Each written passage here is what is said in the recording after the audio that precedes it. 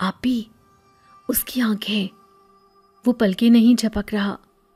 علی کی خوف میں ڈوبی سرگوشی میرے کانوں سے ٹکرائی تو میرے قدم ایک لمحے کو لڑکھڑا گئے۔ میں نے سختی سے اس کا ہاتھ پکڑتے ہوئے کہا، کس کی آنکھیں علی؟ وہاں کوئی نہیں ہے، بس چلتے رہو۔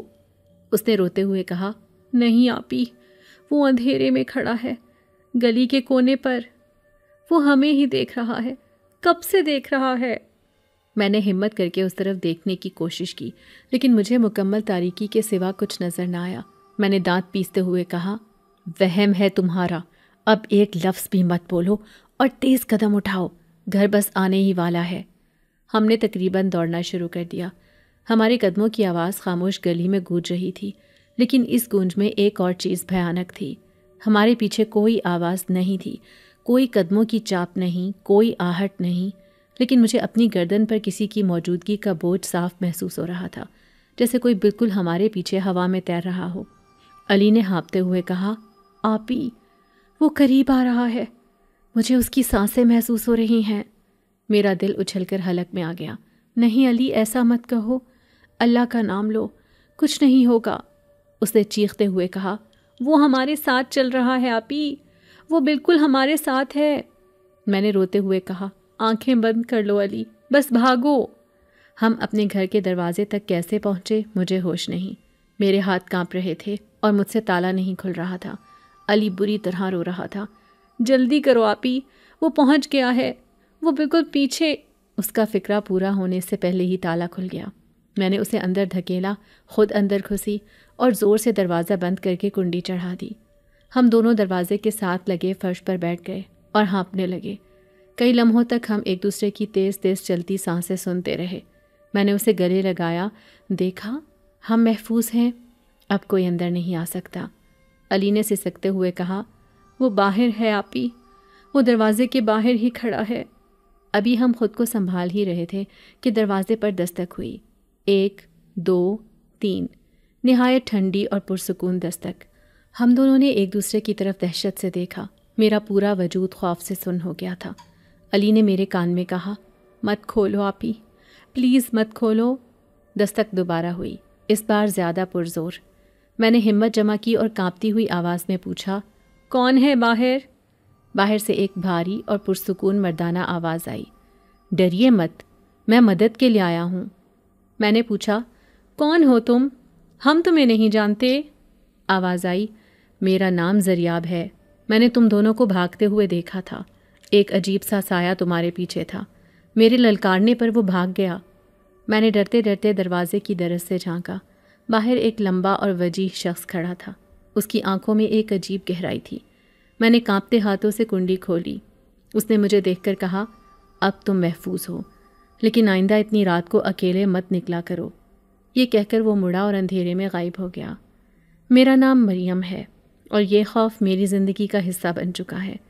ابا کے جانے کے بعد ہر دن ایک نیا خوف لے کر آتا ہے، کل راشن ہوگا یا نہیں، اماں کی دوا آئے گی یا نہیں، چھوٹے بہن بھائیوں کی ضرورتیں پوری ہوں گی یا نہیں۔ میں نے تو اسکول بھی اسی لیے چھوڑ دیا تھا کہ اماں کا ہاتھ بٹا سکوں۔ ہم دونوں ماں بیٹی لوگوں کے گھروں میں کام کر کے اپنے خاندان کی گاڑی کو دھکا لگا رہے تھے۔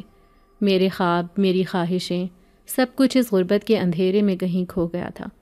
لیکن آج رات کا خوف ان سب خوفوں سے بڑا تھا۔ وہ سایہ کیا تھا اور یہ زریاب کون تھا؟ فرشتہ یا کچھ اور؟ میں اندر آئی تو علی سو چکا تھا، اس کا معصوم چہرہ آنسوؤں سے بھیگا ہوا تھا۔ میں نے اسے بستر پر لٹایا اور اس کے پاس بیٹھ کر سوچنے لگی، کیا ہماری زندگی ہمیشہ ایسی ہی رہے گی؟ کیا ہم ہمیشہ یوں ہی ڈرتے رہیں گے؟ مجھے نہیں معلوم تھا کہ یہ تو صرف شروعات تھی۔ رات کے کسی پہر میری آنکھ کھلی۔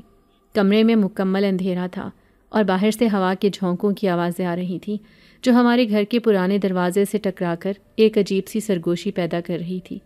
اماں اور میرے بہن بھائی گہری نیند سو رہے تھے، لیکن میری آنکھوں سے نیند ایسے غائب تھی جیسے کبھی تھی ہی نہیں۔ میرا سارا دھیان دروازے کے باہر بیٹھے اس کتے کی طرف تھا۔ میرا دل کہہ رہا تھا کہ وہ ابھی بھی وہیں ہے۔ ایک انجانا خوف میرے پورے وجود پر حاوی تھا، لیکن اس خوف کے نیچے کہیں رحم دلی کی ایک پتلی سی لہر بھی موجود تھی۔ کیا وہ سچ میں پیاسا تھا؟ کیا وہ بھوکا تھا؟ یا وہ کوئی اور ہی مخلوق تھی جو کسی خاص مقصد کے لیے وہاں بیٹھی تھی؟ تبھی میرے پاس سوئے ہوئے علی نے نیند میں بڑبڑانا شروع کر دیا، آپی، اس کی آنکھوں میں آگ ہے، بچاؤ آپی۔ وہ بری طرح کانپ رہا تھا۔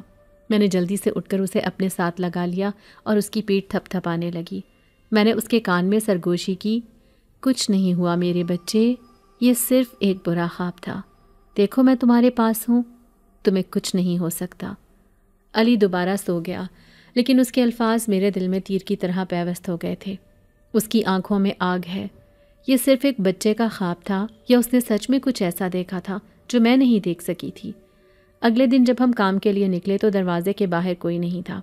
ایک لمحے کو مجھے سکون ملا کہ شاید وہ چلا گیا، لیکن یہ سب میرا وہم ہی تھا۔ اماں نے مجھے صبح صبح ہی ہدایت کی، مریم، آج بیگم صاحبہ کے گھر بڑی دعوت ہے، کام بہت زیادہ ہوگا، کوئی غلطی نہیں ہونی چاہیے۔ میں نے سر ہلا دیا، جی اماں، میں دھیان رکھوں گی۔ سارا دن ہم کام میں لگے رہے، برتنوں کا انبار تھا، مہمانوں کی آؤ بھگت، ہر طرف شور اور چہل پہل تھی، لیکن اس شور میں بھی میرے کانوں میں رات والی خاموشی گونج رہی تھی۔ میرا دھیان بار بار بھٹک رہا تھا۔ ایک دو بار تو بیگم صاحبہ نے مجھے ڈانٹا بھی، مریم تمہارا دھیان کدھر ہے؟ آج کوئی چیز ٹھیک سے اپنی جگہ پر نہیں رکھ رہی ہو؟ میں نے معافی مانگتے ہوئے کہا، معاف کر دیں بیگم صاحبہ، بس سر میں تھوڑا درد ہے۔ یہ جھوٹ تھا، میرے سر میں نہیں دل میں درد ہو رہا تھا۔ ایک انجانا سا خوف مجھے اندر ہی اندر کھائے جا رہا تھا۔ شام کو جب کام ختم ہوا تو ہمیں وہاں سے نکلتے ہوئے کافی دیر ہو گئی۔ اماں کو کسی کام سے دوسری طرف جانا تھا تو انہوں نے کہا، مریم تم علی کو لے کر گھر چلی جاؤ، میں تھوڑی دیر تک پہنچتی ہوں، اور یہ لو، بیگم صاحبہ نے دعوت کا بچا ہوا کھانا دیا ہے، بچوں کو کھلا دینا۔ میں نے کھانے کا تھیلا پکڑا اور علی کا ہاتھ تھام کر گھر کی طرف چل پڑی۔ گلیاں سنسان ہو چکی تھیں اور کل رات کا خوف میرے ذہن پر دوبارہ چھانے لگا تھا۔ علی نے میرا ہاتھ مضبوطی سے پکڑ لیا، آپی، مجھے ڈر لگ رہا ہے، کیا وہ آج پھر وہاں ہوگا؟ میں نے اپنے دل کو مضبوط کرتے ہوئے اسے تسلی دی، نہیں علی، وہ اب چلا گیا ہوگا، تم دیکھنا وہاں کوئی نہیں ہوگا۔ میں یہ کہہ تو رہی تھی لیکن میرے اپنے قدم من بھر کے ہو رہے تھے۔ ہر قدم پر دل میں دعا کر رہی تھی کہ میرا سامنا اس سے نہ ہو، لیکن جیسے ہی ہم اپنی گلی میں داخل ہوئے میرا دل ڈوبنے لگا۔ دور سے ہی مجھے اپنے دروازے کے سامنے ایک سایہ سا نظر آ گیا۔ جوں جوں ہم قریب پہنچتے گئے وہ سایہ واضح ہوتا گیا۔ وہ وہی کتا تھا، بالکل اسی جگہ اسی حالت میں بیٹھا ہوا جیسے وہ کبھی وہاں سے گیا ہی نہ ہو۔ اس کی زبان باہر لٹک رہی تھی، وہ ہانپ رہا تھا اور اس کی بے رحم آنکھیں ہماری منتظر تھیں۔ علی نے اسے دیکھتے ہی رونا شروع کر دیا، آپی دیکھو، یہ تو یہی ہے، یہ ہمارا پیچھا کیوں نہیں چھوڑتا؟ میں نے اسے چپ کراتے ہوئے کہا، رو مت علی، ہمت کرو، یہ کچھ نہیں کہے گا، بس چپ چاپ میرے ساتھ اندر چلو۔ میری اپنی آواز کانپ رہی تھی۔ ہم جب اس کے پاس سے گزرے تو اس نے اپنی گردن موڑ کر ہمیں دیکھا۔ اس کی آنکھوں میں نہ غصہ تھا نہ بھونکنے کا ارادہ، بس ایک عجیب سی پیاس تھی، ایک ایسی پیاس جو صرف پانی کی نہیں لگ رہی تھی۔ میں نے جلدی سے دروازہ کھولا اور ہم اندر داخل ہو گئے۔ میں نے اندر آ کر بھی دروازے کی کنڈی 2 بار چیک کی کہ کہیں وہ کھل نہ جائے۔ اماں جب گھر آئیں تو میں نے ان سے فوراً کہا، اماں، وہ کتا آج پھر وہیں بیٹھا تھا، آپ میری بات کا یقین کریں، اس میں کچھ تو گڑبڑ ہے۔ اماں نے تھکے ہوئے اور بیزار لہجے میں کہا، مریم، آخر تو چاہتی کیا ہے؟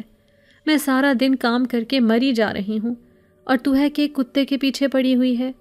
گلی کا جانور ہے، بھوکا پیاسا ہوگا، بیٹھا ہے تو بیٹھا رہنے دے، تو کیوں اتنی فکر کرتی ہے؟ میں نے بے بسی سے کہا، اماں وہ عام جانور نہیں ہے، وہ صرف تبھی آتا ہے جب ہم آتے ہیں، وہ ہمیں گھورتا ہے، اس کی آنکھیں بہت عجیب ہیں۔ اماں نے غصے سے کہا، بس کر دے اب، میرے پاس تیری ان فضول کہانیوں کے لیے وقت نہیں ہے، جا کر بھائیوں کو کھانا کھلا اور خود بھی کھا کر سو جا۔ اماں کی ڈانٹ کھا کر میں خاموش ہو گئی۔ سب نے کھانا کھایا اور سونے کے لیے لیٹ گئے، لیکن میرے اندر ایک طوفان برپا تھا۔ میں اس بے زبان کی حالت پر رحم کھاؤں یا اپنی اور اپنے بھائی کی حفاظت کی فکر کروں؟ اس کی وہ پیاسی نظریں ایک سوال بن کر میرے ذہن میں گھوم رہی تھیں۔ آخر کار مجھ سے رہا نہ گیا۔ میں نے فیصلہ کیا کہ جو ہوگا دیکھا جائے گا، میں اسے پانی ضرور پلاؤں گی۔ اگر وہ پیاسا ہے تو اس کی پیاس بجھانا میرا فرض ہے، اور اگر وہ کوئی بلا ہے تو بھی شاید نیکی اس پر غالب آ جائے۔ میں بستر سے اٹھی، میرے ہاتھ پاؤں کانپ رہے تھے۔ میں کچن میں گئی اور ایک پرانے سے اسٹیل کے کٹورے میں پانی بھرا۔ پانی بھرتے ہوئے میرے ہاتھوں کی کپ کپاہٹ سے پانی چھلک کر باہر گر رہا تھا۔ میں کٹورا لے کر ڈرتے ڈرتے دروازے کی طرف بڑھی۔ ہر قدم ایک امتحان تھا۔ دل کہہ رہا تھا دروازہ مت کھولو، یہ کوئی خطرہ ہے، جبکہ دماغ کہہ رہا تھا کہ ایک پیاسے کو پانی پلانے میں کیسا خطرہ۔ میں نے دروازے کے پاس پہنچ کر ایک لمبی سانس لی اور کانپتے ہاتھوں سے کنڈی کھولی۔ میں نے دروازہ صرف اتنا سا کھولا کہ میں باہر دیکھ سکوں۔ وہ وہیں تھا، میری آنکھوں میں آنکھیں ڈالے دیکھ رہا تھا۔ اس کی نظروں میں اس وقت وحشت نہیں تھی، صرف انتظار تھا۔ میں نے ہمت کر کے دروازہ تھوڑا اور کھولا اور پانی کا کٹورا اس کے سامنے چند قدم کے فاصلے پر رکھ دیا۔ جیسے ہی کٹورا زمین سے ٹکرایا، وہ بجلی کی سی تیزی سے اس پر جھپٹا۔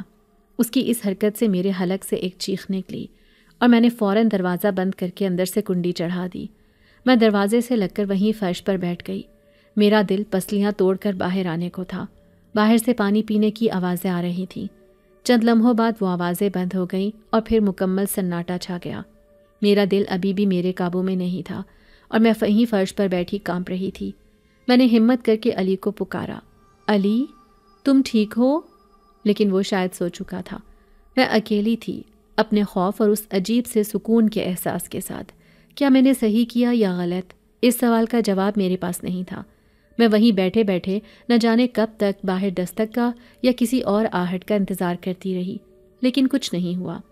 آخر کار میں اٹھی اور اپنے بستر پر آ کر لیٹ گئی۔ اگلی صبح میں معمول سے پہلے ہی اٹھ گئی۔ میرے ذہن پر رات کا واقعہ کسی بوجھ کی طرح سوار تھا۔ میں سب سے پہلے دبے پاؤں دروازے کی طرف گئی۔ میں نے دھڑکتے دل کے ساتھ آہستہ سے کنڈی کھولی اور باہر جھانکا۔ وہاں کوئی نہیں تھا۔ وہ کتا جا چکا تھا۔ جس جگہ میں نے پانی کا کٹورا رکھا تھا وہ اب الٹا پڑا تھا اور بالکل خشک تھا، جیسے کسی نے اسے پونچھ کر صاف کر دیا ہو۔ مجھے ایک لمحے کو لگا جیسے یہ سب میرا خواب تھا، میرا وہم تھا، لیکن پھر کٹورے کی موجودگی نے مجھے یقین دلایا کہ جو کچھ ہوا وہ حقیقت تھی۔ علی نے اٹھتے ہی مجھ سے پہلا سوال یہی کیا، آپی وہ کتا چلا گیا کیا؟ میں نے اسے تسلی دی، ہاں علی وہ چلا گیا ہے، وہ اب واپس نہیں آئے گا۔ لیکن یہ تسلی میں نے صرف اسے دی تھی، میرا اپنا دل اس بات کو ماننے کو تیار نہیں تھا۔ سارا دن کام پر میرا دل نہیں لگا۔ میں بار بار ایک انجانے خوف کا شکار ہو رہی تھی، ہر آہٹ پر چونک جاتی۔ دور کہیں کوئی کتا بھونکتا تو میرے ہاتھ پاؤں پھول جاتے۔ اماں نے میری حالت بھانپ لی تھی۔ انہوں نے مجھے الگ لے جا کر پوچھا، سچ سچ بتا مریم، کیا بات ہے؟ تو اتنی پریشان کیوں ہے؟ کیا کسی نے کچھ کہا ہے؟ میں نے ان کی آنکھوں میں اپنے لیے فکر دیکھی تو میرا دل بھر آیا۔ میں نے روتے ہوئے کہا، اماں آپ میرا یقین نہیں کرتی، وہ کتا کوئی عام کتا نہیں ہے، وہ روز ہمارا انتظار کرتا ہے، مجھے لگتا ہے وہ ہم سے کچھ کہنا چاہتا ہے۔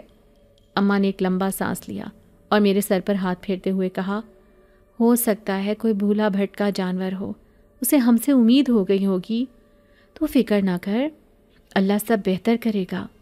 علی نے میرا ہاتھ اتنی مضبوطی سے پکڑا ہوا تھا کہ میری انگلیاں سفید پڑ رہی تھیں۔ اس نے مجھ سے پوچھا، آپ ہی کیا وہ آج بھی ہوگا؟ میں نے اس بار اسے کوئی جھوٹی تسلی نہیں دی۔ میں نے صرف اتنا کہا، اللہ مالک ہے علی، تم بس دعا کرو۔ جوں جوں ہم گھر کے قریب آ رہے تھے میرے دل کی دھڑکن تیز ہوتی جا رہی تھی۔ گلی میں مڑتے ہی میری نظر سب سے پہلے اپنے دروازے پر پڑی اور جو میں دیکھنا نہیں چاہتی تھی وہی سچ تھا۔ وہ سیاہ سایہ، وہ پراسرار وجود آج پھر ہمارے دروازے پر اسی جگہ اسی انداز میں بیٹھا تھا۔ علی نے اسے دیکھتے ہی کہا، وہ نہیں جائے گا آپی، وہ کبھی نہیں جائے گا۔ میں نے اسے حوصلہ دیا، ہمت مت ہارو علی، آج ہم اس سے ڈریں گے نہیں، بس چپ چاپ اندر چلے جائیں گے۔ ہم اس کے پاس سے گزرے۔ میں نے اس بار اس کی طرف دیکھنے کی ہمت نہیں کی، میں بس سامنے اپنے دروازے کو دیکھ رہی تھی۔ ہم جلدی سے اندر داخل ہوئے اور میں نے دروازہ بند کر دیا۔ اماں کو آج پھر دیر سے آنا تھا۔ میں نے کھانا گرم کیا، بچوں کو کھلایا اور انہیں سلا دیا۔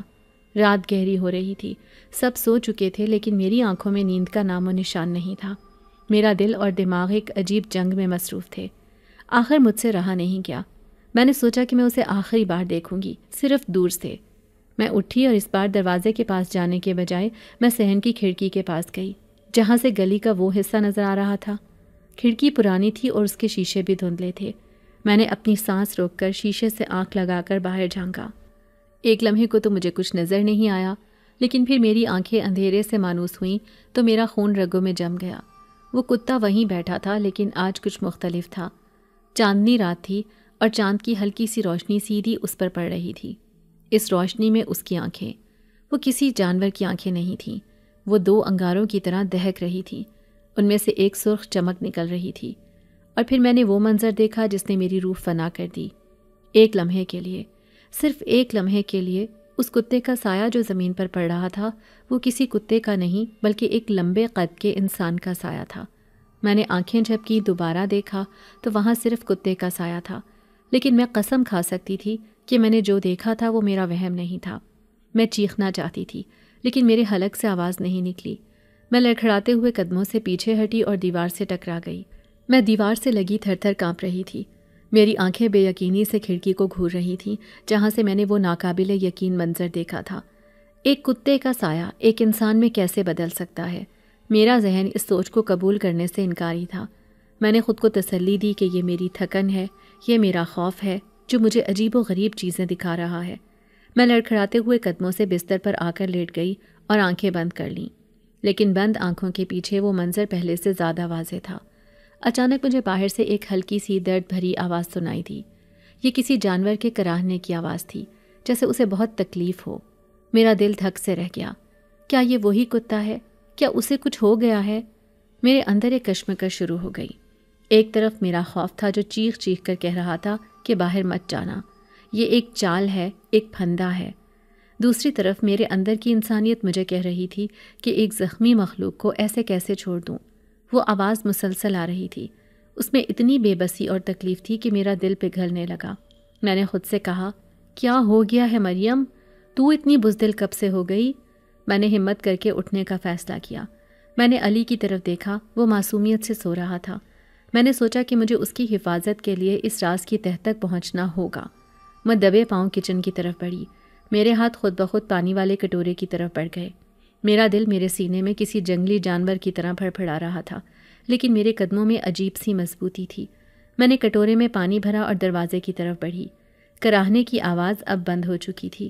اب باہر ایک موت کا سا سناٹا تھا۔ اس سناٹے نے میرے خوف کو اور بڑھا دیا۔ میں نے دروازے کے پاس پہنچ کر کان لگا کر سننے کی کوشش کی، لیکن کوئی آہٹ نہیں تھی۔ میں نے کانپتے ہاتھوں سے کنڈی کھولی۔ دروازہ ایک ہلکی سی چرچراہٹ کے ساتھ کھلا۔ باہر کا منظر دیکھ کر میری سانس رک گئی۔ وہ کتا وہیں بیٹھا تھا، لیکن اس کی حالت پہلے سے بہت مختلف تھی۔ وہ بری طرح کانپ رہا تھا اور اس کی آنکھوں سے میں قسم کھا سکتی ہوں آنسو بہہ رہے تھے۔ اس نے مجھے دیکھا۔ اس کی نظروں میں آج وحشت نہیں بلکہ ایک گہری التجا تھی۔ میں ڈرتے ڈرتے اس کی طرف بڑھی۔ جیسے ہی میں نے پانی کا کٹورا اس کے آگے رکھا، میں نے اپنے کانوں میں نہیں بلکہ اپنے دماغ کے اندر ایک سرگوشی سنی، ایک ایسی آواز جو صدیوں پرانی اور خشک پتوں کی طرح سرسرا رہی تھی، شکریہ۔ میرا پورا وجود خوف سے برف ہو گیا۔ یہ آواز کہاں سے آئی تھی؟ میں نے جلدی سے پیچھے مڑ کر دیکھا، گلیاں سنسان تھیں۔ میں نے اس کتے کی طرف دیکھا، وہ سکون سے پانی پی رہا تھا۔ جیسے ہی اس نے آخری گھونٹ پیا، اس نے اپنا سر اٹھا کر میری آنکھوں میں دیکھا، اور ایک لمحے کے لیے اس کی آنکھیں سرخ انگاروں سے بدل کر کسی انسان کی طرح ذہین اور گہری ہو گئیں۔ پھر میرے دیکھتے ہی دیکھتے اس کا وجود کناروں سے دھواں بن کر اڑنے لگا۔ چند ہی سیکنڈ میں وہ ایک سیاہ رنگ کے بادل میں تبدیل ہوا اور ہوا میں تحلیل ہو گیا۔ جس جگہ وہ بیٹھا تھا وہاں اب کچھ بھی نہیں تھا سوائے اس خالی کٹورے کے۔ میں سکتے کے عالم میں وہیں کھڑی رہ گئی۔ میری چیخ میرے حلق میں ہی دم توڑ گئی۔ اگلی صبح میں جاگ نہیں رہی تھی، بلکہ کسی نے مجھے نیند کی گہرائیوں سے جھنجھوڑ کر باہر نکالا تھا۔ اماں میرے سر پر کھڑی تھیں اور پریشانی سے کہہ رہی تھیں، مریم اٹھ جا، تیرا جسم تو آگ کی طرح تپ رہا ہے، تجھے تو بہت تیز بخار ہے۔ میں نے اٹھنے کی کوشش کی، لیکن میرے پورے جسم میں شدید درد تھا۔ رات کا واقعہ میرے ذہن پر کسی ڈراؤنے خواب کی طرح چھایا ہوا تھا۔ کیا وہ سچ تھا یا بخار کی شدت میں مجھے یہ سب نظر آیا تھا؟ میں نے اماں سے کہا، اماں میں ٹھیک ہوں، بس تھوڑی تھکن ہے۔ لیکن میں جانتی تھی کہ یہ تھکن نہیں تھی، یہ وہ دہشت تھی جو میری روح تک میں سرایت کر گئی تھی۔ میں اس دن کام پر نہیں گئی، سارا دن بستر پر پڑی رہی۔ علی بار بار میرے پاس آ کر پوچھتا، آپی آپ ٹھیک تو ہیں نا؟ آپ اتنی چپ کیوں ہیں؟ میں اسے کیا بتاتی کہ میں نے کیا دیکھا تھا شام کو۔ جب اماں اور باقی بہن بھائی کام سے واپس آئے تو میری طبیعت کچھ سنبھل چکی تھی۔ علی نے ضد کی تھی کہ وہ میرے پاس ہی رکے گا، لیکن اماں نے اسے ڈانٹ کر دوسرے بچوں کے ساتھ کھیلنے بھیج دیا۔ جب گلی میں بچے کھیل رہے تھے تو اچانک باہر سے بچوں کے چیخنے کی آواز آئی۔ ہم سب گھبرا کر باہر کی طرف بھاگے۔ میں نے باہر جو منظر دیکھا اس نے میرے قدموں تلے سے زمین نکال دی۔ وہی کالا کتا گلی کے بیچوں بیچ کھڑا تھا اور تمام بچے ڈر کر اپنے اپنے گھروں کی طرف بھاگ رہے تھے، لیکن وہ کسی کو کچھ بھی نہیں کہہ رہا تھا۔ اس کی نظریں صرف ہمارے گھر کے دروازے پر جمی تھیں۔ علی بھی دوسرے بچوں کے ساتھ بھاگ کر گھر کے اندر آ گیا۔ اس کا چہرہ خوف سے سفید پڑا تھا۔ اماں نے غصے سے کہا، یہ کیسا آوارہ کتا ہے؟ سارے محلے کے بچوں کو ڈرا دیا ہے، میں ابھی اسے بھگاتی ہوں۔ لیکن علی نے چیخ کر اماں کا ہاتھ پکڑ لیا۔ نہیں اماں، اس کے پاس مت جانا، یہ کتا نہیں ہے، یہ شیطان ہے۔ اسی لمحے علی نے جوش اور غصے میں زمین سے ایک بڑا پتھر اٹھایا اور پوری قوت سے چیخا، دور ہو جاؤ ہم سے، ہماری جان چھوڑ دو۔ اس نے پتھر ہوا میں اچھال دیا۔ میں نے چیخ کر اسے روکنے کی کوشش کی، علی نہیں، رک جاؤ، لیکن پتھر اس کی ننھی ہتھیلی سے نکل چکا تھا۔ ہم سب نے سانس روک کر دیکھا۔ پتھر تیز رفتاری سے اس کتے کی طرف بڑھا، لیکن اس سے ٹکرانے کے بجائے اس کے وجود کے آر پار ہو گیا۔ ایک لمحے کے لیے ہمیں کتے کے جسم کے پیچھے کی دیوار نظر آئی، جیسے اس کا جسم شیشے کا بنا ہو، اور پھر اگلے ہی لمحے اس کا جسم ہزاروں سیاہ تتلیوں میں تبدیل ہو گیا، اور وہ تتلیاں ایک بھنور کی شکل میں آسمان کی طرف اڑ گئیں۔ جس جگہ وہ کھڑا تھا وہاں اب کچھ نہیں تھا۔ پتھر دیوار سے ٹکرا کر زور سے بجا اور گلی میں ایک عجیب سی خاموشی چھا گئی۔ اماں، میں، علی اور گلی کے چند لوگ جو یہ منظر دیکھ رہے تھے، سب کے سب سکتے میں تھے۔ یہ کوئی جادو نہیں تھا، کوئی نظر کا دھوکہ نہیں تھا، یہ وہ حقیقت تھی جو ہم سب کی عقل سے بالاتر تھی۔ اماں مجھے زبردستی کمرے میں گھسیٹ لائیں اور دروازہ اندر سے بند کر دیا۔ اس رات مجھے اصل دہشت کا مطلب سمجھ آیا۔ اصل دہشت وہ مخلوق نہیں تھی جو صحن میں بیٹھی تھی۔ اصل دہشت یہ احساس تھا کہ اس مخلوق کو میرے سوا اور کوئی نہیں دیکھ سکتا تھا۔ میں اس جنگ میں بالکل اکیلی تھی۔ اماں نے مجھے اپنے پاس بستر پر لٹا لیا اور میرا ہاتھ مضبوطی سے پکڑ لیا، جیسے انہیں ڈر ہو کہ میں پھر اٹھ کر بھاگ جاؤں گی۔ انہوں نے کہا، سو جا مریم، چپ کر کے سو جا، صبح سب ٹھیک ہو جائے گا۔ لیکن میں کیسے سوتی؟ میری آنکھیں تو کھلی تھیں، اور ان آنکھوں کے سامنے صرف اندھیرا نہیں تھا، اس اندھیرے کے پار صحن میں بیٹھا وہ وجود تھا جو مجھے دیکھ رہا تھا۔ میں نے اماں سے کہا، اماں، آپ کو سچ میں کچھ نظر نہیں آیا تھا؟ کیا آپ مذاق کر رہی ہیں تاکہ میں ڈر نہ جاؤں؟ اماں نے تھکے ہوئے لہجے میں کہا، میری بچی، میں کیوں مذاق کروں گی؟ وہاں سچ میں کچھ نہیں تھا، صرف درخت تھا اور اس کا سایہ تھا، تو بس وہم کر رہی ہے۔ میں نے کہا، نہیں اماں، یہ وہم نہیں، وہ وہیں ہے، ابھی بھی وہیں ہے، مجھے اس کی موجودگی محسوس ہو رہی ہے، جیسے وہ اس بند دروازے کے پار سے بھی مجھے گھور رہا ہے۔ اماں نے کوئی جواب نہیں دیا، بس ایک لمبی سانس لی اور میری پیشانی پر آیت الکرسی پڑھ کر دم کرنے لگی۔ میں خاموش ہو گئی، لیکن میرا دماغ چیخ رہا تھا، وہ مجھے پاگل سمجھ رہی ہیں، وہ سمجھ رہی ہیں کہ مجھ پر کوئی آسیب ہے، لیکن یہ آسیب نہیں تھا، یہ حقیقت تھی، ایک ایسی حقیقت جو صرف مجھے نظر آ رہی تھی، اور یہی بات مجھے پاگل کیے دے رہی تھی۔ میں نے آنکھیں بند کر لیں اور سونے کی اداکاری کرنے لگی، لیکن میرے کان دروازے پر لگے تھے۔ مجھے لگ رہا تھا کہ اب دستک ہوگی، اب کوئی دروازہ کھٹکھٹائے گا، یا شاید وہ دروازے کے نیچے سے ایک سائے کی طرح اندر آ جائے گا۔ ہر آہٹ پر میرا دل اچھل کر حلق میں آ جاتا، لیکن کچھ نہیں ہوا۔ رات گزرتی گئی اور میں جاگتی رہی۔ صبح جب پاؤں پھٹی تو میں نے ہمت کر کے اٹھنے کی کوشش کی۔ میرا پورا جسم اکڑا ہوا تھا، جیسے میں رات بھر سوئی نہیں بلکہ کسی سے لڑتی رہی ہوں۔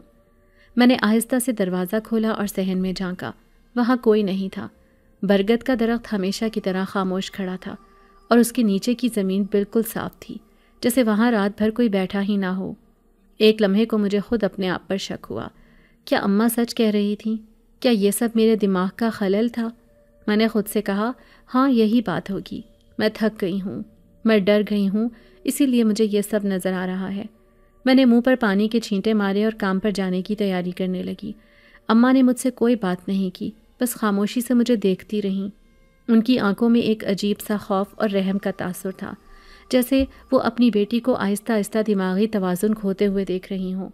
کام پر جاتے ہوئے علی نے میرا ہاتھ پکڑ کر پوچھا، آپی، کیا وہ آج رات پھر آئے گا؟ میں نے اسے سختی سے کہا، خبردار علی، جو اس بارے میں کوئی بات کی، اماں نے منع کیا ہے نا۔ وہ کچھ نہیں تھا، بس ہمارا وہم تھا۔ علی نے حیرانی سے میری طرف دیکھا اور کہا، نہیں آپی، وہ وہم نہیں تھا، میں نے بھی اسے دیکھا تھا، وہ سچ مچ میں تھا۔ میں نے اس کا منہ دبا دیا۔ چپ رہو علی، اگر اماں نے سن لیا تو وہ بہت ماریں گی، ہم اس بارے میں کوئی بات نہیں کریں گے، کبھی نہیں۔ لیکن آپ کسی چیز کو نظر انداز کر کے اس کے وجود کو ختم تو نہیں کر سکتے۔ سارا دن کام پر میں نے خود کو مصروف رکھنے کی بہت کوشش کی، لیکن میری نظروں کے سامنے بار بار وہی دو دہکتی ہوئی آنکھیں آ جاتی۔ شام کو جب ہم گھر واپس آئے تو میرے قدم من بھر کے ہو رہے تھے۔ مجھے ڈر تھا کہ وہ پھر دروازے پر بیٹھا ہوگا، لیکن وہاں کوئی نہیں تھا۔ میں نے شکر کا سانس لیا اور ہم اندر آ گئے۔ اس رات بھی اماں نے مجھے اپنے پاس ہی سلایا۔ میں جلدی سونے کی کوشش کرنے لگی تاکہ میرا دماغ ان سوچوں سے آزاد ہو جائے، لیکن آدھی رات کو میری آنکھیں ایک عجیب سی ٹھنڈک سے کھلی۔ مجھے لگا جیسے کمرے کا درجہ حرارت ایک دم گر گیا ہو۔ میں نے لحاف کو اپنے اوپر اور کس لیا۔ تبھی مجھے اپنے بالکل قریب کسی کے سانس لینے کی آواز آئی، ایک لمبی اور گہری سانس جو کوئی میرے کان کے پاس لے رہا تھا۔ میرا پورا وجود برف ہو گیا۔ میں نے ڈر کے مارے آنکھیں نہیں کھولیں، میں بس ساکت پڑی رہی۔ وہ سانس کی آواز اتنی قریب تھی کہ مجھے ہوا کی نمی اپنے گال پر محسوس ہو رہی تھی۔ میں نے ہمت کر کے اماں کو آواز دینے کی کوشش کی، لیکن میرے حلق سے آواز نہیں نکلی، جیسے کسی نے میری زبان پکڑ لی ہو۔ تب میں نے اپنے دماغ میں وہی سرسراہٹ والی آواز سنی، وہی آواز جو میں نے اسے پانی پلاتے ہوئے سنی تھی۔ تم مجھ سے بھاگ نہیں سکتی مریم، میں تمہارا مقدر ہوں۔ اس آواز کے ساتھ ہی میرا جسم پتھر کا ہو گیا۔ میں ہلنا چاہتی تھی، میں چیخنا چاہتی تھی، لیکن میری زبان میرے حلق میں قید تھی اور میرے اعضاء میرے دشمن بن چکے تھے۔ تب اس آواز نے ایک نیا حکم دیا، اٹھو، میرے لیے پانی لاؤ۔ میرے اندر کی روح نے انکار کیا، نہیں، کبھی نہیں، میں تمہاری غلامی نہیں کروں گی۔ لیکن میرا جسم میری روح سے بغاوت کر چکا تھا۔ میں نے اپنی آنکھوں سے خود کو بستر سے اٹھتے دیکھا، جیسے میں کوئی کٹ پتلی ہوں اور اس کی ڈوریاں کسی اور کے ہاتھ میں ہیں۔ میرے قدم خود بخود کمرے سے نکل کر صحن کی طرف بڑھنے لگے۔ اماں سکون سے سو رہی تھیں اور میں ان کے پاس سے ایک بے جان مجسمے کی طرح گزر گئی۔ میں ان سے مدد مانگنا چاہتی تھی، پر میری زبان میرا ساتھ نہیں دے رہی تھی۔ صحن میں برگد کے درخت تلے وہی سیاہ وجود بیٹھا تھا اور اس کی آنکھیں آج رات کوئلے کی طرح دہک رہی تھیں۔ ان آنکھوں میں ایک جیت تھی، ایک ملکیت کا احساس تھا، جیسے وہ کہہ رہا ہو کہ تم میری ہو اور تم وہی کرو گی جو میں کہوں گا۔ میرا جسم چلتا ہوا کچن میں داخل ہوا۔ میرے ہاتھوں نے خود بخود وہی پرانا کٹورا اٹھایا اور اسے پانی سے بھرنے لگے۔ پانی کی آواز اس خاموشی میں کسی دھماکے کی طرح لگ رہی تھی اور ہر گرتی بوند میرے دل پر ایک کاری ضرب لگا رہی تھی۔ میں رو رہی تھی، میرے آنسو بہہ رہے تھے، لیکن میرا جسم اپنے آقا کا حکم مان رہا تھا۔ میں پانی کا کٹورا لے کر واپس صحن میں آئی اور اس کے سامنے ایک مجرم کی طرح کھڑی ہو گئی۔ میرے اندر کی مریم چیخ رہی تھی کہ پھینک دو یہ پانی، بھاگ جاؤ یہاں سے، لیکن میرے ہاتھ آگے بڑھے اور کانپتے ہوئے کٹورا اس کے سامنے رکھ دیا۔ اس نے ایک نظر میری بے بسی پر ڈالی اور پھر سکون سے پانی پینے لگا۔ جیسے ہی اس نے پانی ختم کیا، میں نے سر اٹھایا اور ایک لمحے کے لیے مجھے اس کی آنکھوں میں زریاب کا چہرہ نظر آیا، وہی پراسرار آنکھیں اور وہی گہری خاموشی۔ پھر اگلے ہی لمحے اس کا وجود سیاہ دھوئیں میں بدلا اور ہوا میں تحلیل ہو گیا۔ اس کے غائب ہوتے ہی میرے جسم پر میرا اختیار واپس آ گیا اور میں ایک کٹی ہوئی شاخ کی طرح زمین پر گر گئی۔ میں بری طرح کانپ رہی تھی اور میرے منہ سے صرف ایک لفظ نکل رہا تھا، نہیں۔ میں نے روتے ہوئے خود سے عہد کیا کہ آئندہ کچھ بھی ہو جائے، میں اس شیطان کے آگے سر نہیں جھکاؤں گی، میں اس کی مدد نہیں کروں گی، بھلے وہ میری جان ہی کیوں نہ لے لے۔ اگلی صبح میں اٹھی نہیں بلکہ ایک زندہ لاش کی طرح بستر سے باہر نکلی۔ میرے جسم کا ہر حصہ درد کر رہا تھا اور روح پر جو زخم لگے تھے وہ الگ تھے۔ اماں نے مجھے دیکھا تو پریشان ہو گئی۔ انہوں نے کہا، مریم تیری حالت ٹھیک نہیں لگ رہی، تو آج کام پر مت جا۔ لیکن میں نے انکار کر دیا۔ میں نے کہا، نہیں اماں، میں ٹھیک ہوں، مجھے گھر پر نہیں رہنا، مجھے خود کو مصروف رکھنا تھا تاکہ میں اس دہشت کے بارے میں سوچ نہ سکوں۔ اماں کو اپنی بیمار بہن کے گھر جانا تھا۔ انہوں نے مجھے تاکید کی، مریم تم جانتی ہو مجھے جانا ضروری ہے، تم کام ختم کر کے علی کو ساتھ لے کر سیدھا گھر آ جانا اور راستے میں بالکل بھی دیر مت کرنا۔ ان کی آواز میں میرے لیے ایک گہری فکر تھی جسے میں محسوس کر سکتی تھی۔ میں نے ان کو تسلی دی، آپ فکر نہ کریں اماں، ہم وقت پر گھر آ جائیں گے۔ لیکن میرے دل میں ایک انجانا خوف بیٹھ گیا تھا۔ آج پھر مجھے اور علی کو اکیلے لوٹنا تھا۔ سارا دن کام پر میں نے مشین کی طرح کام کیا۔ میں کسی سے بات نہیں کر رہی تھی، بس اپنے کام میں لگی ہوئی تھی تاکہ میرا ذہن خالی نہ رہے۔ شام کو کام ختم ہوتے ہی میں نے علی کا ہاتھ پکڑا اور تقریباً بھاگتے ہوئے گھر کی طرف روانہ ہو گئی۔ آج راستہ مجھے پہلے سے زیادہ لمبا اور سنسان لگ رہا تھا۔ سورج غروب ہو چکا تھا اور اندھیرا تیزی سے پھیل رہا تھا۔ علی نے میرا ہاتھ مضبوطی سے پکڑ لیا اور بولا، آپی مجھے بہت ڈر لگ رہا ہے، یہاں کوئی بھی نہیں ہے۔ میں نے اسے حوصلہ دیا، ڈرو نہیں علی، بس ہم گھر پہنچنے ہی والے ہیں۔ ہم تیز قدم اٹھا رہے تھے کہ مجھے اپنے پیچھے کسی کے چلنے کی آواز آئی۔ یہ کسی انسان کے قدم تھے، بھاری اور بے ترتیب، جیسے چلنے والا نشے میں ہو۔ میں نے دل ہی دل میں دعا کی کہ یہ کوئی عام راہگیر ہو، لیکن وہ قدم ہمارے پیچھے ہی آ رہے تھے۔ علی نے ڈر کر کہا، آپی کوئی ہمارا پیچھا کر رہا ہے۔ میں نے ہمت کر کے پیچھے مڑ کر دیکھا تو میرا خون خشک ہو گیا۔ کچھ فاصلے پر ایک آدمی لڑکھڑاتا ہوا ہماری طرف آ رہا تھا۔ اس کے بال بکھرے ہوئے تھے، کپڑے میلے تھے اور اس کے ہاتھ میں ایک بوتل تھی۔ وہ مکمل طور پر نشے میں دھت تھا اور اس کی آنکھیں ہمیں گھور رہی تھیں۔ میں نے علی سے کہا، علی بھاگو، اور ہم نے دوڑنا شروع کر دیا، لیکن وہ آدمی بھی ہمارے پیچھے بھاگنے لگا۔ اس کی بے ہنگم ہنسی پوری گلی میں گونج رہی تھی۔ وہ جگہ بالکل ویران تھی۔ میں کس کو مدد کے لیے پکارتی؟ وہ ہم سے زیادہ تیز تھا اور چند ہی لمحوں میں اس نے مجھے آ کر پکڑ لیا۔ اس نے میرا بازو اتنی سختی سے پکڑا کہ میری چیخ نکل گئی۔ اس نے کہکہا لگایا اور بولا، کہاں بھاگی جا رہی ہو؟ ذرا رکو تو صحیح۔ اس کے منہ سے شراب کی شدید بدبو آ رہی تھی۔ میں نے گڑ گڑاتے ہوئے کہا، خدا کے لیے ہمیں جانے دو، ہم غریب لوگ ہیں، ہمارے پاس کچھ نہیں ہے۔ لیکن وہ ہنسا اور بولا، تمہارے پاس سب کچھ تو ہے۔ اور یہ کہہ کر اس نے مجھے جھاڑیوں کی طرف گھسیٹنا شروع کر دیا۔ اس آدمی کا ہاتھ میرے بازو پر کسی لوہے کے شکنجے کی طرح کسا ہوا تھا۔ اس کے منہ سے آنے والی شراب کی بدبو میرے حواس پر چھا رہی تھی اور میرا دم گھٹ رہا تھا۔ میں نے اپنی پوری طاقت سے اپنا بازو چھڑوانے کی کوشش کی، لیکن میری ساری قوت اس کی حیوانی طاقت کے سامنے بیکار تھی۔ علی میرے پاس کھڑا رو رہا تھا اور اس آدمی کی ٹانگوں پر اپنے ننھے ننھے ہاتھ مار رہا تھا، لیکن اس پر کوئی اثر نہیں ہو رہا تھا۔ اس نے ایک کہکہا لگایا جو اس سنسان گلی میں اور بھی بھیانک لگ رہا تھا۔ اس نے کہا، چپ کروا لے اپنے بھائی کو، ورنہ اس کا گلا یہیں دبا دوں گا۔ یہ سن کر علی سہم کر میرے پیچھے چھپ گیا۔ میری آنکھوں کے سامنے اندھیرا چھا رہا تھا۔ میرے پاس عزت کے سوا اور تھا ہی کیا جو آج داؤ پر لگ گئی تھی۔ میں نے روتے ہوئے گڑ گڑانا شروع کر دیا، خدا کا واسطہ ہے تمہیں، ہمیں جانے دو، ہم بہت غریب لوگ ہیں، ہمارے پاس تمہیں دینے کے لیے کچھ بھی نہیں ہے۔ اس نے میرے بالوں کو اپنی مٹھی میں جکڑ لیا اور کہا، مجھے تمہارا پیسہ نہیں چاہیے، مجھے تم چاہیے۔ غریب لڑکی کا تو اپنا ہی مزہ ہوتا ہے، نہ کوئی پوچھنے والا، نہ کوئی بچانے والا۔ اس کے الفاظ میرے دل پر تیزاب کی طرح گر رہے تھے۔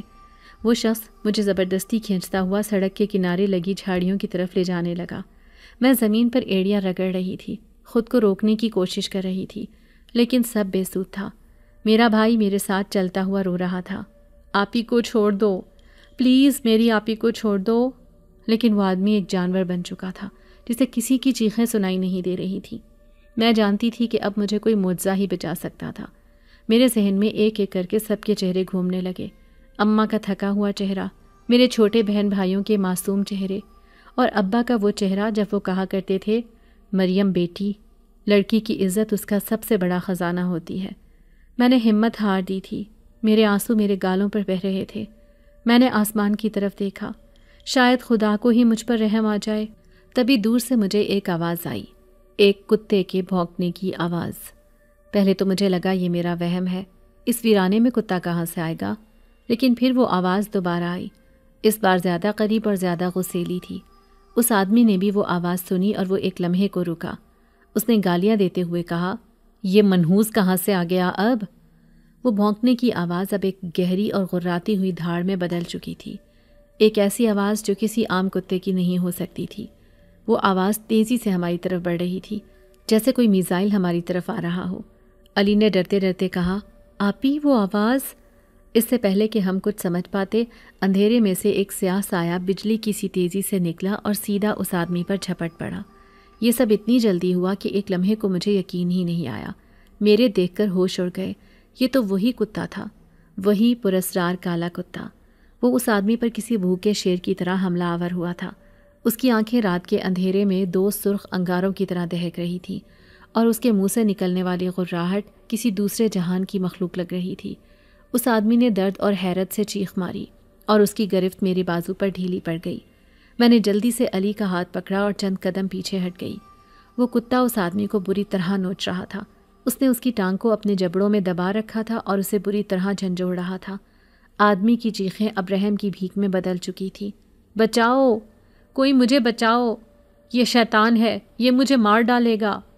اس کتے نے اس آدمی کی ٹانگ کو چھوڑا اور ایک قدم پیچھے ہٹ گیا۔ وہ آدمی اب زمین پر پڑا کر راہ رہا تھا۔ اس کی ٹانگ سے خون بہہ رہا تھا اور وہ چلنے کے قابل بھی نہیں رہا تھا۔ اس کتے نے اس زخمی آدمی کی طرف کوئی توجہ نہیں دی۔ اس نے اپنا سر اٹھایا اور سیدھا میری آنکھوں میں دیکھا۔ اس کی وہ دہکتی ہوئی سرخ آنکھیں مجھے دیکھ رہی تھی۔ ان آنکھوں میں نہ غصہ تھا نہ وحشت، بلکہ ایک عجیب سا حق جتلانے والا انداز تھا، جیسے وہ کہہ رہا ہو، میں نے تمہیں بچایا ہے، تم میری ہو۔ میرا پورا وجود خوف اور حیرت سے کانپنے لگا۔ جس مخلوق سے میں کل تک نفرت کر رہی تھی، جسے میں شیطان سمجھ رہی تھی، آج اسی نے میری عزت اور جان بچائی تھی۔ میرے پاس سوچنے کا وقت نہیں تھا۔ میں نے روتے ہوئے علی کا ہاتھ مضبوطی سے پکڑا اور اپنے گھر کی طرف دوڑ لگا دی۔ میں نے پیچھے مڑ کر نہیں دیکھا، مجھے بس اس جگہ سے دور جانا تھا۔ میرے کانوں میں اس آدمی کی درد بھری چیخیں اور اس کتے کی گہری غراہٹ گونج رہی تھی۔ ہم دونوں بہن بھائی گھر کے اندر داخل نہیں ہوئے تھے بلکہ گرے تھے۔ میں نے اپنی پوری طاقت سے دروازہ بند کیا اور کنڈی چڑھا دی۔ ہم دونوں وہیں دروازے کے ساتھ فرش پر بیٹھ گئے اور بری طرح ہانپنے لگے۔ علی میرے گلے لگ کر پھوٹ پھوٹ کر رونے لگا۔ آپی، وہ آدمی اور وہ کتا، اس نے اس آدمی کو مار دیا۔ میں نے اسے اپنے ساتھ بھیج لیا۔ شش، چپ ہو جاؤ علی، دیکھو ہم محفوظ ہیں، ہم اپنے گھر میں ہیں، اب ہمیں کوئی کچھ نہیں کہہ سکتا۔ میرے الفاظ اسے تسلی دے رہے تھے، لیکن میں خود اندر سے کانپ رہی تھی۔ میرے ذہن میں بار بار وہی منظر گونج رہا تھا، اس کتے کی دہکتی ہوئی سرخ آنکھیں، اس آدمی کی دردناک چیخیں، اور پھر اس کتے کا میری طرف دیکھنا جیسے وہ مجھ سے کوئی قیمت مانگ رہا ہو۔ جس مخلوق سے میں نے نفرت کرنے کا عہد کیا تھا، آج اسی نے میری سب سے قیمتی چیز، میری عزت بچائی تھی۔ یہ کیسا امتحان تھا، یہ کیسا عذاب تھا۔ میں محافظ کو قاتل سمجھوں یا قاتل کو محافظ؟ اگلے 2-3 دن میں اسی واقعے کے زیر اثر رہیں۔ اماں جب اگلی صبح خالہ کے گھر سے واپس آئیں تو ہماری حالت دیکھ کر پریشان ہو گئیں۔ انہوں نے پوچھا، کیا ہوا ہے؟ تم دونوں اتنے سہمے ہوئے کیوں ہو؟ علی نے روتے ہوئے ٹوٹی پھوٹی زبان میں سب بتا دیا۔ اماں نے جب اس آدمی کے بارے میں سنا تو ان کے چہرے کا رنگ اڑ گیا۔ وہ بار بار میرا ماتھا چوم رہی تھی اور اللہ کا شکر ادا کر رہی تھی۔ انہوں نے کہا، میرا دل تو پہلے ہی گھبرا رہا تھا، اچھا ہوا میں نے تمہیں اکیلے بھیج دیا۔ پھر جب علی نے اس کتے کا ذکر کیا تو اماں کے چہرے پر ایک ناقابل یقین خوف کی لہر دوڑ گئی۔ انہوں نے مجھ سے پوچھا، کیا یہ سچ ہے مریم؟ کیا سچ میں اسی کتے نے تمہیں بچایا تھا؟ میں نے روتے ہوئے ہاں میں سر ہلا دیا۔ اماں کچھ دیر خاموش رہیں، جیسے وہ اپنے دماغ میں اس انہونی بات کو سمجھنے کی کوشش کر رہی ہوں۔ پھر انہوں نے ایک حتمی فیصلہ سنایا، بس آج سے تمہارا کام پر جانا بند، ہم بھوکے رہ لیں گے، لیکن میں اپنی بیٹی کی عزت کو یوں سڑکوں پر رلنے نہیں دوں گی۔ میں نے کہا، لیکن اماں گزارا کیسے ہوگا؟ انہوں نے سختی سے کہا، اس کی تم فکر مت کرو، وہ اللہ جس نے آج تمہاری عزت بچائی ہے وہی رزق کا وسیلہ بھی بنائے گا۔ اس دن کے بعد میں گھر میں قید ہو کر رہ گئی۔ یہ قید جسمانی نہیں ذہنی تھی۔ گھر کی چاردیواری مجھے ایک زندان لگنے لگی تھی۔ میں کام نہیں کرتی تھی، کسی سے بات نہیں کرتی تھی، بس چپ چاپ ایک کونے میں بیٹھی رہتی تھی۔ رات کو جب میں سونے کی کوشش کرتی تو اس آدمی کا چہرہ اور اس کتے کی آنکھیں میرے سامنے آ جاتی۔ مجھے بار بار یہ خیال آ کر تڑپاتا کہ اگر اس دن وہ کتا ایک لمحے کی بھی دیر سے پہنچتا تو میرا کیا ہوتا؟ میں کہیں کی نہ رہتی، زندہ لاش بن جاتی۔ ان سوچوں سے میرا پورا وجود کانپ جاتا۔ مجھے اپنے ابا شدت سے یاد آ رہے تھے۔ آج اگر وہ زندہ ہوتے تو ہمیں یوں تنہا اور بے سہارا نہ چھوڑ کر جاتے۔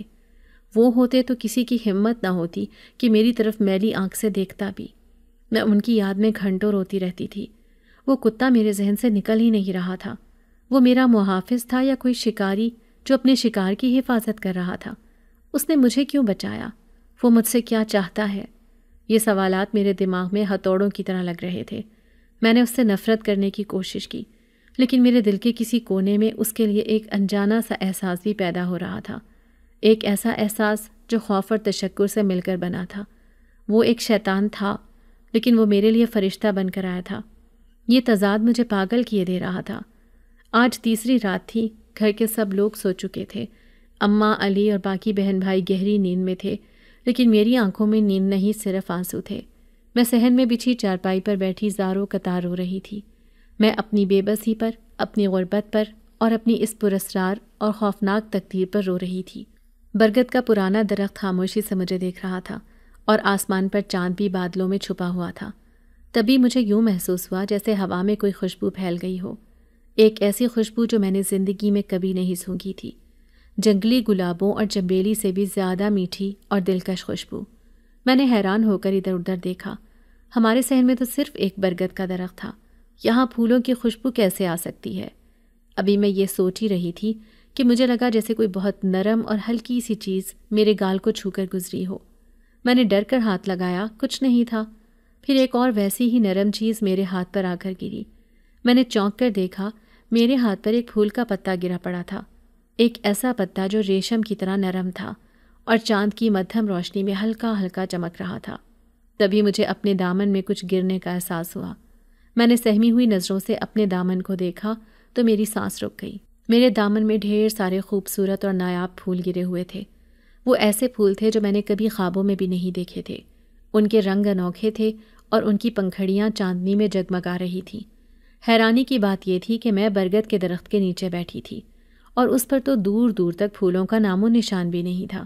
تو پھر یہ پھول کہاں سے آ سکتے تھے؟ میرا دل خوف سے بیٹھنے لگا۔ یہ کوئی عام واقعہ نہیں تھا، یہ بھی اسی سلسلے کی ایک کڑی تھی۔ پہلے میری زندگی میں کم مشکلیں تھیں جو اب یہ روز روز ہونے والے معجزے یا عذاب میرا امتحان لے رہے تھے۔ میں نے ڈرتے ڈرتے ایک پھول اٹھایا۔ وہ ریشم سے بھی زیادہ نرم اور ٹھنڈا تھا۔ اس کی خوشبو میرے پورے وجود میں اتر رہی تھی، لیکن یہ خوبصورتی مجھے سکون دینے کے بجائے مزید خوفزدہ کر رہی تھی۔ یہ اس بات کا ثبوت تھا کہ وہ مخلوق مجھ سے دور نہیں ہے، وہ مجھے دیکھ رہی ہے، وہ میرے آنسوؤں کو دیکھ رہی ہے، اور وہ مجھے یہ بتانا چاہتی ہے کہ وہ جب چاہے جہاں چاہے مجھ تک پہنچ سکتی ہے۔ یہ پھول کوئی تحفہ نہیں تھے، یہ ایک پیغام تھا، ایک خاموش اعلان تھا کہ میں اس کی نظروں سے بچ نہیں سکتی۔ پھر ایک آواز سن کر میرے قدموں تلے سے زمین نکل گئی تھی۔ اس آواز نے مجھے یہ بتایا کہ وہ ایک جن ہے، اور اس جن نے کہا کہ مجھے اس سے ڈرنے کی ضرورت نہیں ہے، مجھے جو بھی مشکل ہے میں اسے بتا دوں۔ اب وہ کتا میری رکھوالی کے لیے میرا محافظ ہو گیا ہے اور وہ میرے ساتھ رہا کرے گا۔ جب بھی مجھے ضرورت ہو میں صرف دل میں ایک دفعہ اس کا خیال کروں، وہ آ جائے گا۔ اس کے علاوہ اگر کوئی اور مدد کی ضرورت ہو تو بھی وہ میری مدد کے لیے حاضر ہے۔ وہ آدمی جو اب میری نظر میں جن بن چکا تھا ایک لمبا اور وجیح شخص تھا۔ اس کی آنکھوں میں ایک عجیب سی چمک تھی اور اس کے لہجے میں ایک ایسا سکون تھا جو میرے دل کے خوف کو کم کر رہا تھا۔ میں نے اپنے ہاتھوں کو مضبوطی سے تھاما اور اس سے پوچھا، آپ نے مجھے کیوں چنا؟ کیوں میری مدد کر رہے ہیں آپ؟ میں تو ایک معمولی انسان ہوں، میرا کیا فائدہ ہو سکتا ہے آپ کو؟ اس کے لبوں پر ایک ہلکی سی مسکراہٹ آئی اور اس نے کہا، تم نے بے زبان مخلوق پر رحم کیا ہے مریم۔ یہ رحم دلی ہی سب سے بڑا حسن ہے، اور جو لوگ اس دنیا میں آ کر اس حسن کا اظہار کرتے ہیں ہم ان کی قدر کرتے ہیں۔ تمہاری رحم دلی نے ہمیں تمہاری طرف کھینچا ہے اور یہ انعام اسی کا حصہ ہے۔ یہ سن کر مجھے اپنے وجود کا احساس ہوا۔ میں کوئی بھی ہوں، بے شک میں ایک غریب اور یتیم لڑکی ہوں، لیکن میری رحم دلی میں وہ طاقت ہے جو ایک جن کو میرے سامنے لا سکتی ہے۔ میں نے سوچا کہ میرے والدین نے ہمیشہ مجھے سکھایا تھا کہ رحم کرنا سب سے بڑی عبادت ہے، شاید آج اسی عبادت کا صلہ مل رہا تھا۔ مجھے کچھ سمجھ نہیں آ رہا تھا کہ میں کیا پوچھوں اور کیا کہوں۔ میں نے صرف اتنا کہا، آپ کا بہت بہت شکریہ، میرے پاس آپ کا شکریہ ادا کرنے کے لیے الفاظ نہیں ہیں۔ جن نے میری طرف دیکھا اور کہا، ضرورت نہیں ہے، بس اپنی زندگی کو مکمل خوشی اور سکون سے گزارو، یہ تمہارا انعام ہے۔ اور یہ کہہ کر وہ میری آنکھوں کے سامنے ایک دھوئیں کی صورت اختیار کر گیا اور لمحے بھر میں غائب ہو گیا۔ میں سکتے میں آ کر وہیں کھڑی رہ گئی۔ وہ میرے سامنے آیا، مجھ سے بات کی اور پھر غائب ہو گیا۔ یہ سب ایک خواب کی طرح لگ رہا تھا، لیکن میرے دل میں ایک سکون اتر چکا تھا اور میرے ذہن میں ایک بات بیٹھ گئی تھی کہ وہ کتا ہمیشہ میرے ساتھ ہے۔ رات کا سناٹا تھا اور میں گھر کی طرف دوڑ رہی تھی۔ میرا دل ایک طرف خوف سے دھک دھک کر رہا تھا، دوسری طرف ایک عجیب سی خوشی سے لبریز تھا۔ میں گھر پہنچتے ہی دروازہ کھول کر اندر چلی گئی اور سب کچھ بھول بھال کر اماں اور بہن بھائیوں کے ساتھ خوشی خوشی بیٹھ کر کھانا کھانے لگی۔ اگلے دن سے جیسے میری زندگی ہی بدل گئی تھی۔ مجھے جب بھی کسی مشکل میں محسوس ہوتی تو میں دل ہی دل میں اس کتے کا خیال کرتی اور وہ کہیں نہ کہیں سے میرے سامنے آ جاتا۔ ایک دفعہ اماں کا بہت شدید بخار تھا اور ہمارے پاس ڈاکٹر کو دکھانے کے لیے پیسے نہیں تھے۔ مجھے یاد آیا کہ وہ جن میری مدد کرنے کے لیے حاضر ہے۔ میں نے دل ہی دل میں اس کا خیال کیا اور وہ فوراً میرے سامنے آ گیا۔ میں نے اس سے کہا کہ اماں کو تیز بخار ہے اور ہمیں ڈاکٹر کو دکھانا ہے۔ اس نے صرف ایک مسکراہٹ دی اور میری آنکھوں کے سامنے کچھ سکے رکھ دیے اور غائب ہو گیا۔ مجھے یقین نہیں آیا کہ وہ کچھ ہی دیر میں دوبارہ ظاہر ہو کر ہماری مدد کر گیا۔ اس کے بعد سے میری اور میرے خاندان کی قسمت ہی بدل گئی تھی۔ اماں اور میں نے لوگوں کے گھر کام کرنا چھوڑ دیا تھا۔ میرے بھائی اور بہنوں کا اسکول میں داخلہ کرا دیا اور ہم نے ایک اپنا گھر بھی خرید لیا۔ کچھ لوگ حیران ہوتے تھے کہ ایک غریب یتیم گھرانہ اتنی جلدی امیر کیسے ہو گیا، لیکن کسی کو یہ راز معلوم نہیں ہو سکا کہ اس کے پیچھے کون تھا، اور یہ میرا اور اس جن کا راز تھا۔ جب بھی میں مشکل میں ہوتی وہ کتا میری مدد کرتا تھا، اور جب بھی ہمیں پیسوں کی ضرورت ہوتی وہ جن میری مدد کے لیے حاضر ہو جاتا تھا۔ اب ہم بہت خوش تھے۔ میرا بھائی اور بہنیں بھی اب بہت خوش رہنے لگے تھے۔ ہمارے گھر کے حالات بھی بہت اچھے ہو گئے تھے۔ اب ہمیں پہلے کی طرح در در نہیں بھٹکنا پڑتا تھا۔ مجھے پتا تھا کہ میرے بابا چاہے اس دنیا میں نہیں ہیں، لیکن اب میرا ہاتھ تھامنے کے لیے کوئی ہے جو میرا ساتھ دیتا ہے۔ مریم اس وقت ہنستے ہوئے اپنا اسکول کا کام کر رہی تھی۔ اس کے چہرے پر ایک اطمینان بھری مسکراہٹ تھی۔ اس نے پیچھے مڑ کر دیکھا تو کتا اس کے پاؤں کے پاس بیٹھا تھا، جیسے وہ اس کی رکھوالی کر رہا ہو، اور اب مریم کو کسی بات کا ڈر نہیں تھا۔